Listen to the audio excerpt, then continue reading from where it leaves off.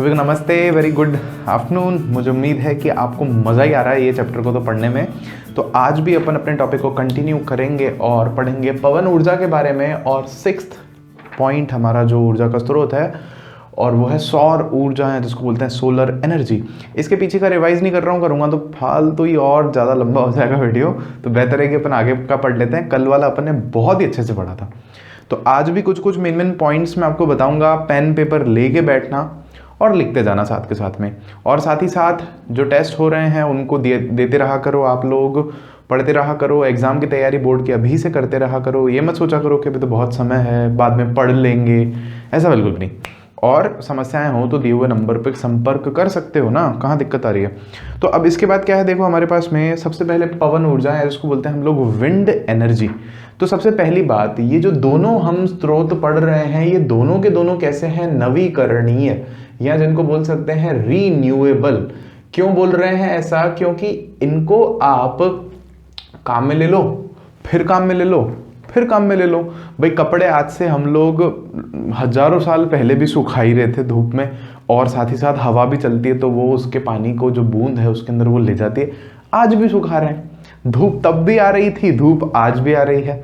तो ये दोनों कैसे हैं, नवीकरणीय ऊर्जा के स्रोत हैं। तो अब पवन ऊर्जा को हम लोग आजकल मतलब वैकल्पिक विधि से, पुराने जमाने में तो ठीक है हवा को वैसे काम में ले लिया, लेकिन आजकल हम खास तरह से किस तरह से काम में ले रहे हैं वो समझना है भी अपने को। तो वो ऑब्वियस बात है, आप लोग को भी पता है, पवन चक्की बना करके काम में ले रहे हैं, पवन चक्की। अब देखना, पहले के टाइम में भी अगर आपने देखा हो, फिल्मों वगैरह में ऐसे दिखाया जाता है कि पुराने जमाने में क्या होता था, पवन चक्की होती थी और वो ऐसे लकड़ी की कुछ बनी हुई होती थी, और उससे क्या करते थे, वो हवा में जब घूमती थी ना तो नीचे पानी के किसी तालाब में या कुएं में से कुछ पानी निकाल लाती थी ऊपर।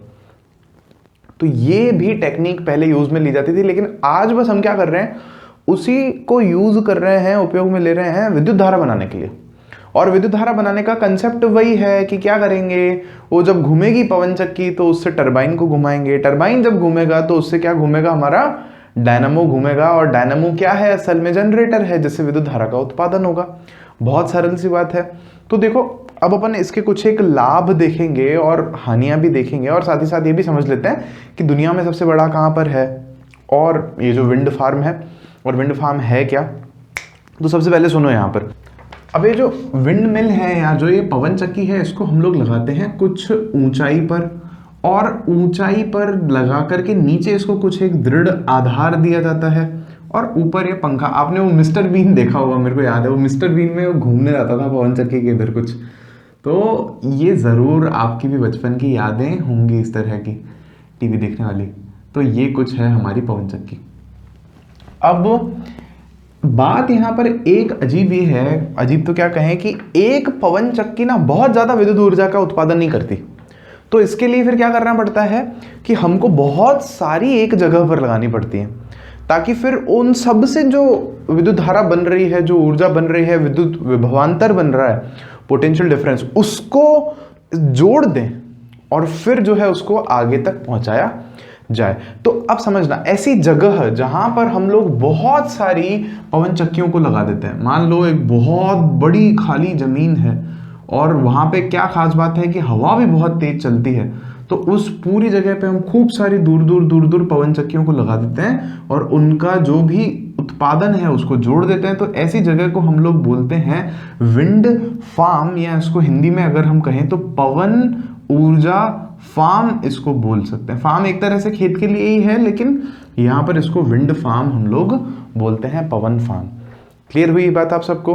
तो अब उसके बाद जैसे डेनमार्क एक देश है जिसके बारे में हमारे किताब में बहुत समय से लिखा आ रहा है, वर्षों से, इसको पवनों का देश भी कहते हैं, लैंड ऑफ विंड्स, क्योंकि यहाँ पे जो बहुत ज़्यादा पूरे देश की ऊर्जा का उत्पादन है वो किससे होता है, पवन चक्कियों से होता है। जैसे आज भी हमारे देश में कोई खास उत्पादन नहीं होता पवन चक्कियों से ऊर्जा का, लेकिन हाँ होने लगा है।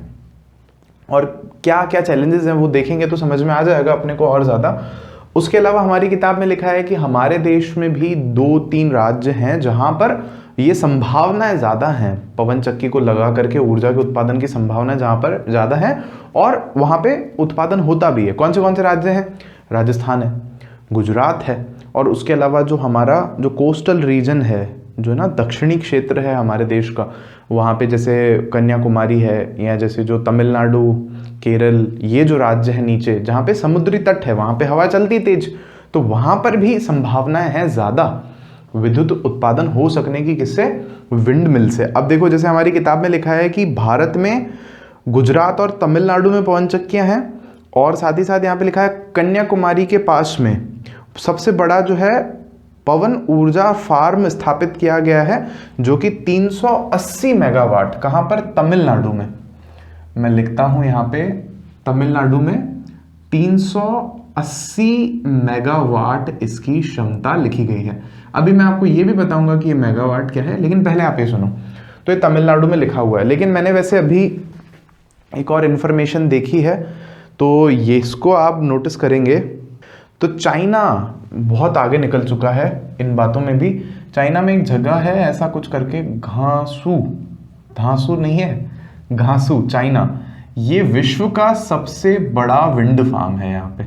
एक्सपेक्टेड इन्होंने बोला था कि 2020 तक सबसे बड़ा हो जाएगा, और इसकी जो कैपेसिटी है, जो क्षमता है शक्ति उत्पादन करने की, वो देखो कितनी है। वो है ऊर्जा उत्पादन करने की 20,000 मेगावाट।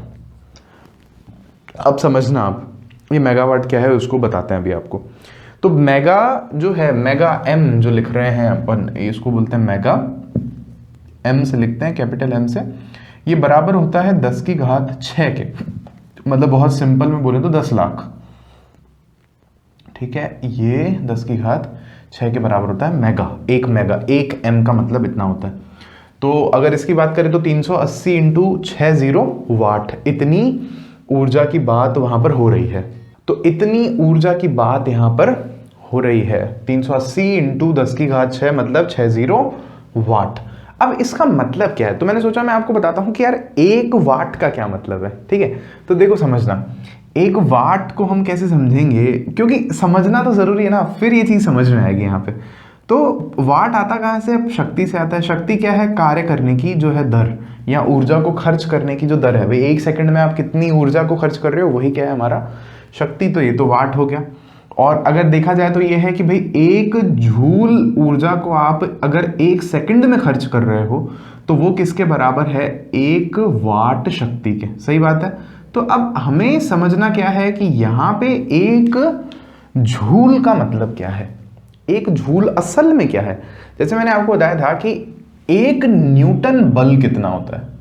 तो अगर कोई वस्तु, जैसे मान लो ये मेरा, ये चलो ये डस्टर है यहाँ पे हमारा, तो ये डस्टर मान लो 100 ग्राम का है।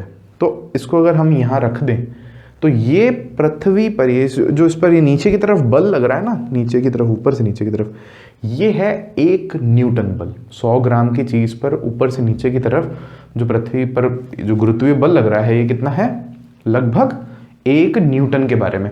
तो यहाँ पे हम समझ रहे हैं कि 1 जूल क्या है, तो इसको हम लोग एक बार जोड़ते हैं किससे?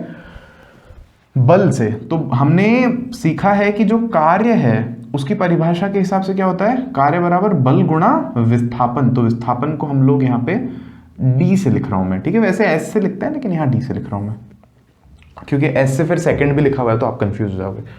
तो कार्य ये ऐसे अपन लिख रहे हैं। तो अब समझना ध्यान से, आपको ये समझ में आ गया कि 1 न्यूटन बल कितना है, मैंने बता दिया आपको। और अब हम बात कर रहे हैं विस्थापन की, तो विस्थापन का मात्रक है 1 मीटर। तो 1 जूल कब होगा समझना, जैसे ये एक 100 ग्राम का डस्टर है जिस पर 1 न्यूटन बल लग रहा है नीचे की तरफ। अब अगर मैं इसको 1 मीटर इसके अपोजिट दिशा में, विपरीत दिशा में बल लगा दूं, इसको मैं 1 मीटर तक यहां लेकर के आऊं ऊपर, तो जितना मैंने इस पर बल लगाया है या जितना मैंने इस पर कार्य किया है, जितनी मैंने ऊर्जा लगाई है, वही किसके बराबर है? 1 जूल के बराबर। क्योंकि 1 न्यूटन तो लग रहा था, तो मैंने लगभग उतना ही बल लगाया है इस पर, 1 न्यूटन उसके खिलाफ लाने में ऊपर, और 1 मीटर तक की ऊंचाई तक मैं उसको लेकर के आ रहा हूं। तो वो कितने के बराबर हो गया? 1 जूल के बराबर हो गया। खैर यही जो है, इसको हम लोग जब विद्युत धारा, विद्युतिकी में बात करते हैं, तो हम लोग वहां पे W का जो सूत्र है वो ये वाला यूज करते हैं, W = Q × V। ठीक है, लेकिन फिर भी मैंने एक आइडिया देने के लिए आपको बता दिया। अब समझना इस ऊर्जा का मतलब क्या है। इसका मतलब ये है कि ये जो सारा विंड फार्म है ये 1 सेकंड में इतनी ऊर्जा का उत्पादन कर सकता है, अधिकतम, मैक्सिमम। इससे ज्यादा का नहीं कर सकता। जरूरी नहीं है इतना करे, कभी हवा नहीं चल रही हो तो, कम चल रही हो, नहीं चल रही हो, कुछ विंड मिल जो है हमारी खराब हो गई है, कुछ एक पवन चक्की, आ रही बात समझ। लेकिन ये अधिकतम ऊर्जा है, ये अधिकतम ऊर्जा है। और उसकी उस पूरे फार्म से उस साल में कितनी ऊर्जा बनी वो भी अलग डेटा लिखा हुआ होता है। तो अभी ज़्यादा डिटेल में नहीं जाएंगे, लेकिन मेरे को आपको समझाना था कि मेगावाट का मतलब क्या होता है। और साथ ही साथ ये जो मैं आपको राजस्थान की एक और बात बता रहा था वो कुछ इस तरह से है कि हमारे राजस्थान में जो जैसलमेर में एक विंड पार्क है उसका अभी ये है नई कुछ समाचार है, ये 2019 का, वो काफ़ी बड़ा हो चुका है और उसकी जो क्षमता है लिखी गई है वो है 1600 मेगावाट। ठीक है, देखो डेटा वेरी करता है क्योंकि मैं भी इंटरनेट पर ही देखता हूँ, अलग अलग वेबसाइट पर कुछ और लिखा हुआ होता है, लेकिन अगर हम सरकारी वेबसाइट्स वगैरह पर जाकर के वेरीफाई करें तो हमें मिल जाएगा। तरक्की तो हो ही रही है, लेकिन फिर भी मैंने आपको एक क्यों उदाहरण बताया, क्योंकि चाइना इन सभी ऊर्जा के क्षेत्रों में हमसे बहुत आगे जा रहा है, बहुत ही आगे जा रहा है।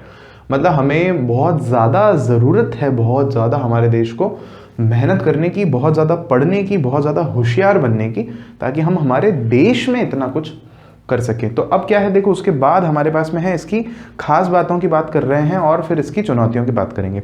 तो पहली खास बात क्या है कि यहाँ पर कोई भी हानिकारक गैस उत्पन्न नहीं होती, मतलब कोई प्रदूषण वाली बात यहाँ पर नहीं हो रही, पर्यावरण को कोई खास खतरा इससे नहीं है। फिर इसके बाद है हमारे पास में कि जो पवन चक्की है ना, ये क्योंकि लंबी है, ऊपर लगी हुई है, तो जमीन पे तो छोटा सा ही टुकड़ा चाहिए इसको, तो उसके आसपास की जो जमीन है वो काम में ले सकते हैं, कोई दिक्कत वाली बात नहीं। खेती वेती कर लो वहाँ पे, या कुछ और ऐसा कुछ काम हो सकता है तो वो वहाँ पे किया जा सकता है। और क्या है हमारे पास में दूर दूर के जो इलाके हैं, मान लो कहीं बहुत ऊंचाई पे कोई इलाका है पहाड़ों में, हवा तो वहाँ बहुत तेज चलती है, लेकिन वहाँ पे नीचे से खंबे लगा करके इलेक्ट्रिसिटी ले जाना, विद्युत धारा बहुत मुश्किल है, तो ऐसी जगहों पर हम आसानी से इसको स्थापित कर सकते हैं। और इसके अलावा क्या है हमारे पास में एक नवीकरणीय और पर्यावरण हितैषी ऊर्जा स्रोत है हमारे पास में। नवीकरणीय मतलब रिन्यूएबल और पर्यावरण को फायदा देने वाला, आपको और हमको भी फायदा देने वाला। क्या है, इसको एक बार लगाने में पैसा खर्च करना होता है, बार बार पैसा खर्च नहीं होता है। लग गया, बढ़िया चल रहा है काम, अब चलने दो उसको काम को। फिर इसके बाद आ रही है बात कमियों की और चुनौतियों की। तो एक तो क्या चुनौती है कि पवन चक्की तभी घूमेगी जब हवा जो है कम से कम 15 किलोमीटर प्रति घंटे की रफ्तार से चल रही है, बह रही है, हवा बह रही है, तो ये अच्छे से अपना काम कर पाती है। और साथ ही साथ में क्या है हमारे पास में कि अधिकांश ऐसी जगह पर ही आप इसको लगा सकते हो जहां पर पूरे साल इससे ज़्यादा हवा, इससे ज़्यादा गति से जो है हवा बहती है।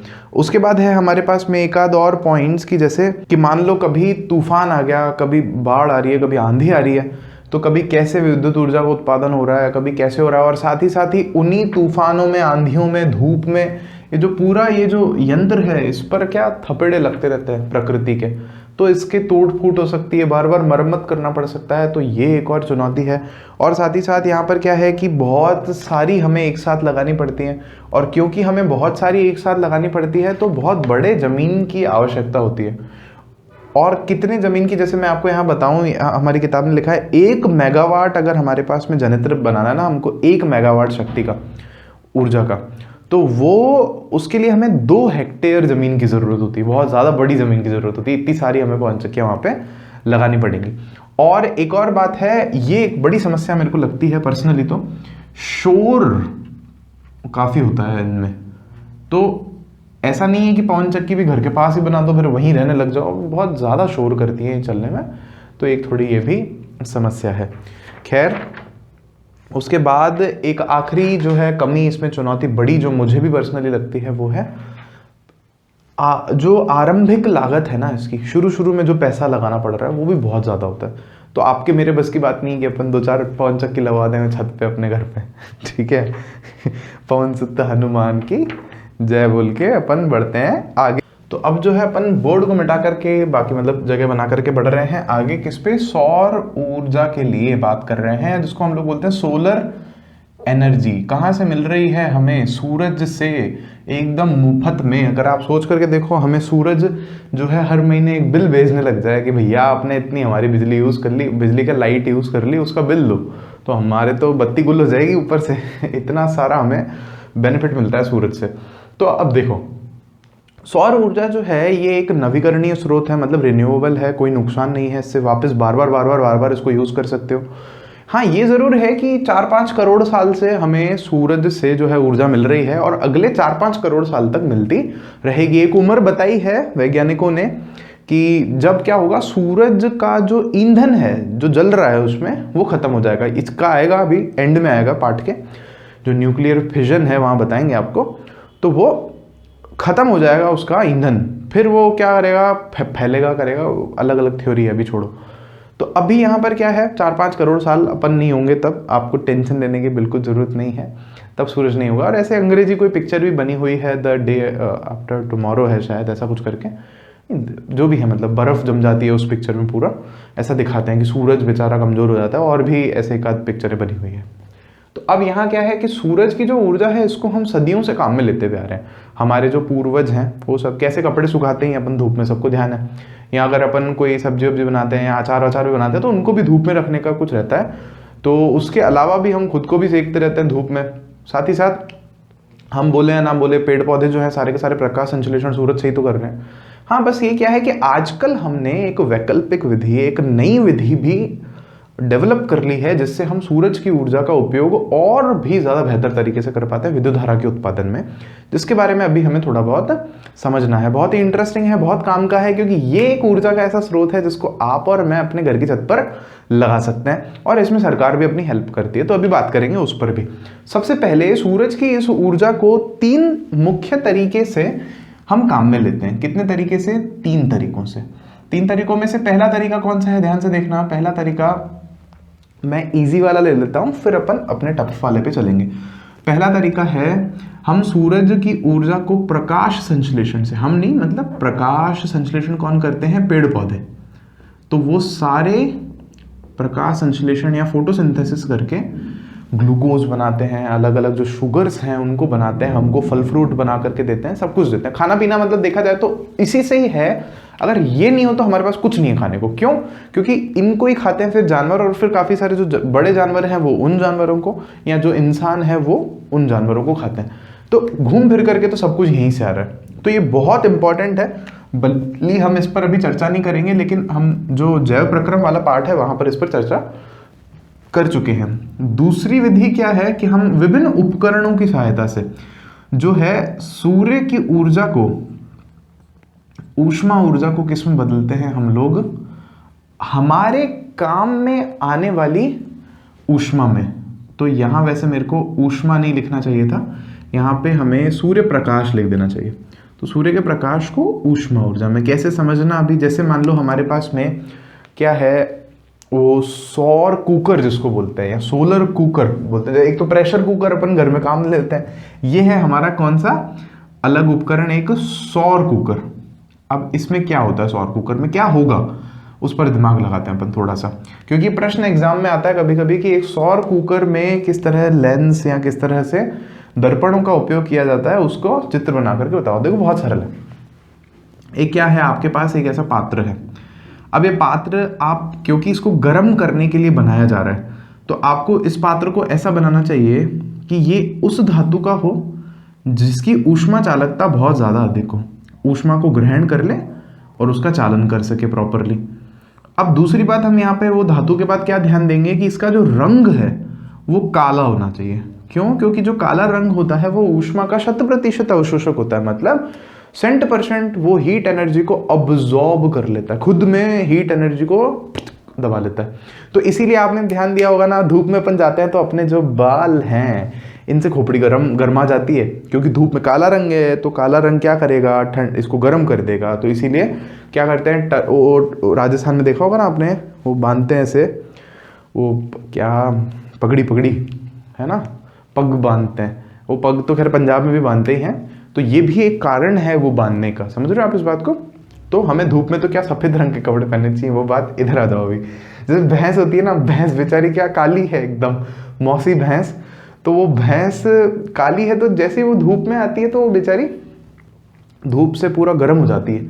तो बोलते हैं ना अपन गई भैंस पानी में, तो क्योंकि उसको गरम गरम फील होता है तो वो जाके कीचड़ कादा उसको जहां दिखता है वो उसमें घुस जाती है। तो बेचारी की गलती नहीं है, हम इसीलिए बोलते हैं गई भैंस पानी में। उसको नहलाया धुलाया, उसको फेयर एंड लवली से रगड़ा, लेकिन जैसे ही वो देखती है कीचड़ का तालाब हो रखा है वो उसमें जाके कूद जाती है। क्यों? क्योंकि धूप में गर्म हो रही है। तो ये बात ध्यान रखनी है यहाँ पे। तो ये भैंस लेनी है अपने को, नहीं भैंस नहीं लेनी, सोलर कुकर लेना है अपने को, ठीक है। तो काले रंग का ले लेंगे उसको। अच्छा हाँ ठीक है, फिर क्या करेंगे? तो फिर मान लो हम लोग क्या कर सकते हैं कि यहाँ पर जैसे मान लो हम कुछ लिड को काम में ले रहे हैं। अभी लिड क्या है? लिड मतलब ढक्कन, एक तरह से समझो, ढक्कन नहीं, कोई दीवार है मान लो सूरज यहाँ पर है और सूरज का जो प्रकाश है वो यहाँ से आ रहा है। तो हम ऐसा कुछ करें ना, यहाँ अगर मैं कोई इस तरह से अवतल दर्पण का उपयोग करूं मान लो, तो क्या होगा कि प्रकाश कुछ इस तरह से यहाँ आएगा और वो यहाँ पर फोकस हो जाएगा सारा का सारा। समझ पा रहे हो मेरी बात? इस तरह से।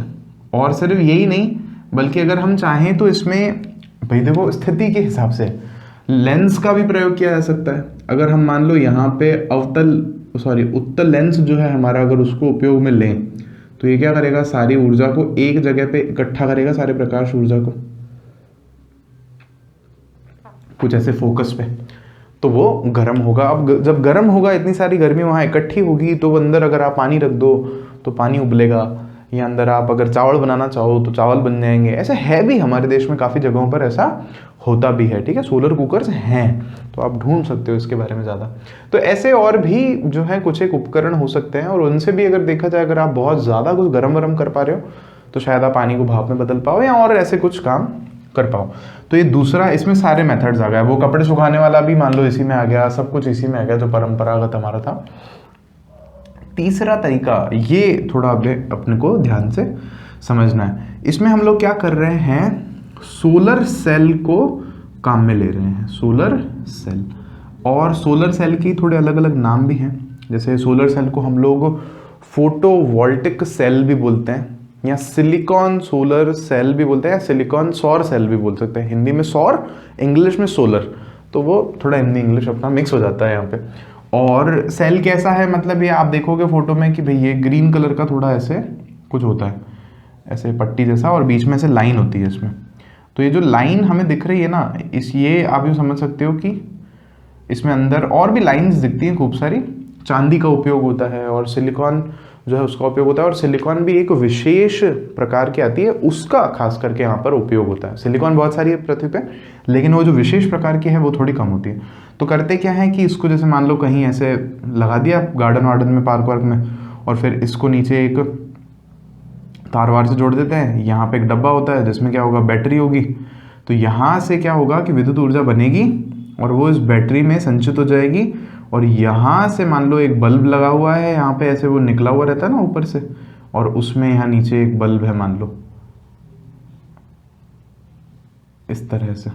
ये कुछ बड़ा ही बल्ब बना दिया है मैंने, लेकिन हाँ ये बल्ब है, तो वो उससे जुड़ा हुआ रहता है। तो दिन के समय में चार्ज हो जाती है बैटरी, फिर उसको काम में ले सकते हैं। आजकल क्या होने लग गया है कि सरकार की काफ़ी सारी स्कीम्स हैं, उनके तहत सरकार छूट देती है।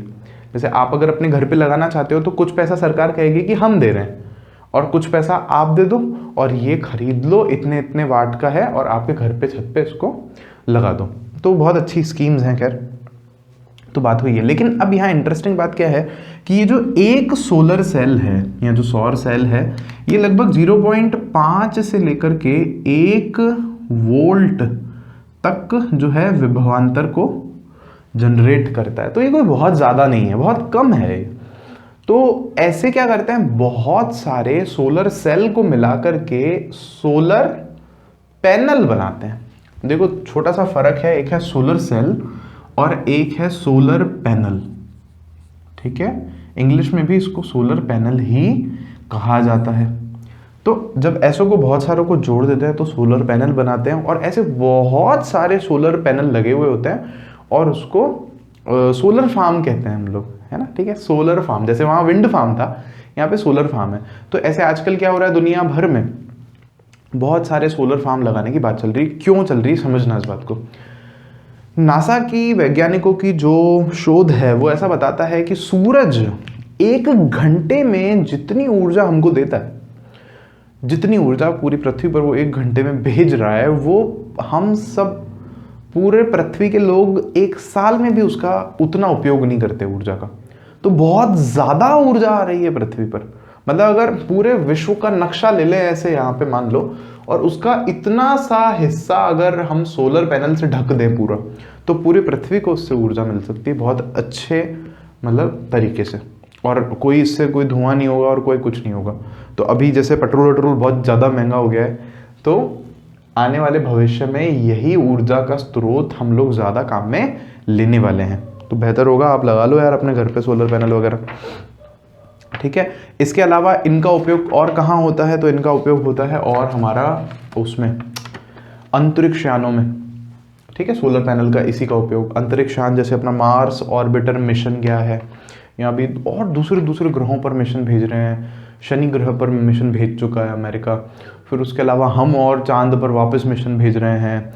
चाइना भेजे जा रहा है, अभी मिशन होप भी गया था यूएई का, और भी ऐसे काफ़ी सारे हैं यूरोपियन कंट्रीज़ भी। वो टेस्ला का भी आपने सुना ही होगा, वो स्पेस एक्स जो कंपनी है वो भी भेजे जा रहे हैं, लोग भेज रहे हैं आकाश में। आप भी बनेंगे शायद कभी कोई वो क्या एस्ट्रोनॉट, जाएंगे अंतरिक्ष में, तो वहाँ से हेलो हाय कर देना थोड़ा, ठीक है। चलो अब आगे सुनते हैं। तो आगे क्या है हमारे पास में, तीनों तरीके मैंने आपको बता दिए। लाभ सुन लो और इसकी चुनौतियां और सीमाएं सुन लो। तो लाभ क्या क्या है, नवीकरणीय है। दूसरा लाभ क्या है कि ये जो पैनल वैनल लगा देते हैं तो लगभग अगले 30 साल तक इसके लिए कोई दिक्कत वाली बात नहीं, चलने दो फिर उसको लग गया तो।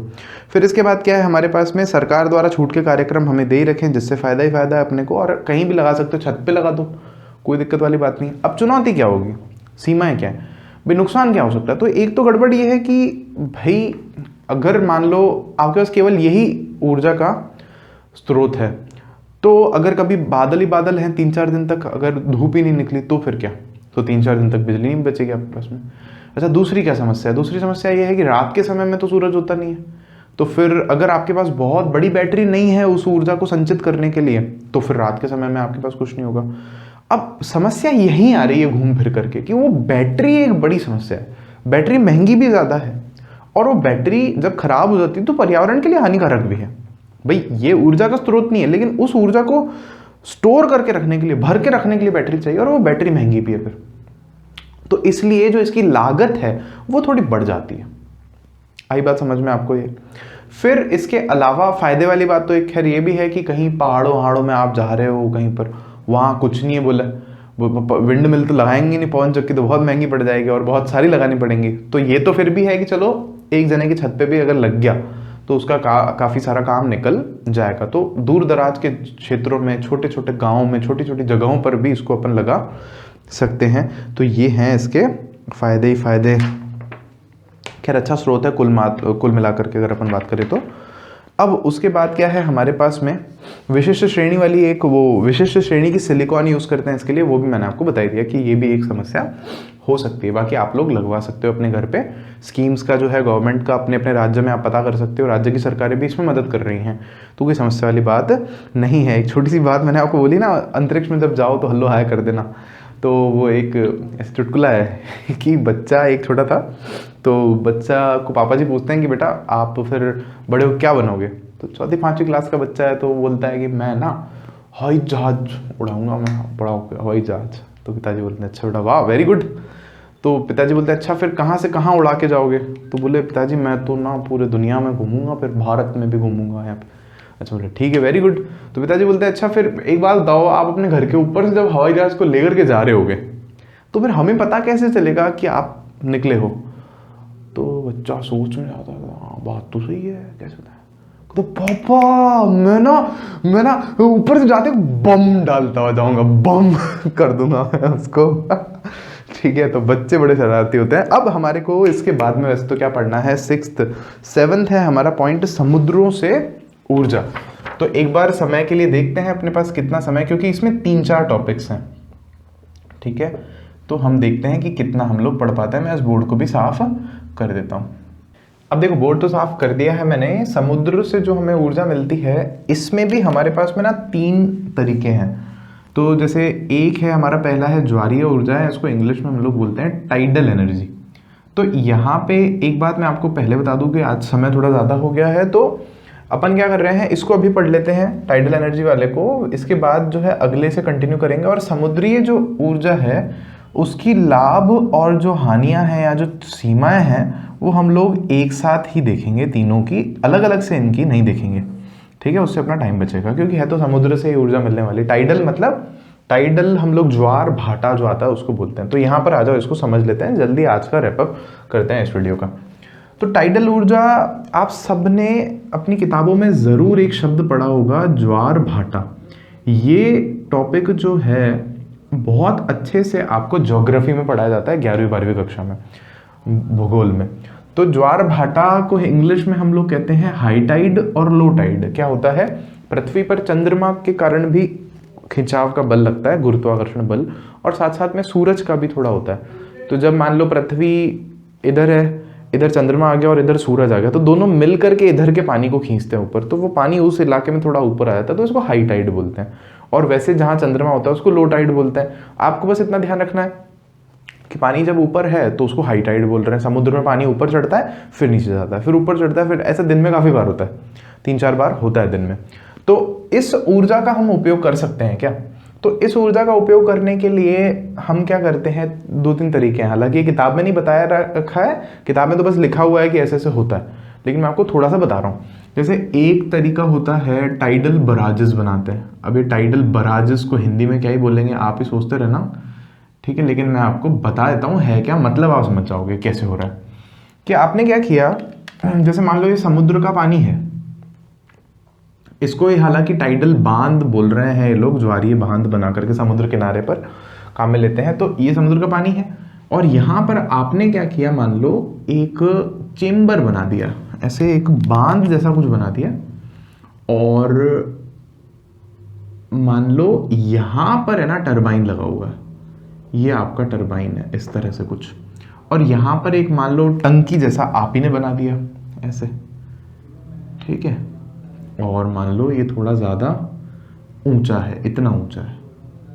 तो अब क्या होगा कि जब हाई टाइड आएगी, पानी ज़्यादा हो जाएगा, ज्वार आएगा, तो काफ़ी ज़्यादा पानी जो है यहाँ से अंदर जाएगा। और इसकी संरचना कुछ ऐसी होती है, जब पानी अंदर जाता है तो वो टरबाइन घूमता है, और अब पानी तब तक अंदर जाएगा जब तक यहाँ पर भी इतनी ऊंचाई तक पानी नहीं चढ़ जाता अंदर, सही बात है।